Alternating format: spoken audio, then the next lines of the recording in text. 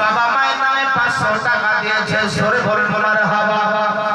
কবর আব্দুল আলামিন আল্লাহ বাবা মাকে তুমি জান্নাতি বানিয়ে দিও। আমার দয়ার নবী মায়ের নবী তো জাহানের নবী বলতে আরম্ভ করলো, ও আমার সাহাবীরা শুনে নাও শুনে নাও শুনে নাও, তোমরা তাড়াতাড়ি করে যাও, ওই একটা গ্রামকে দেখতে পাচ্ছ,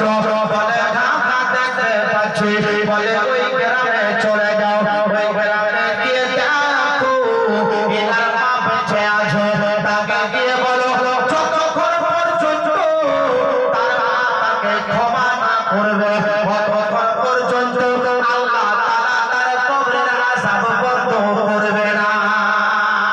সুবহানাল্লাহ সুবহানাল্লাহ।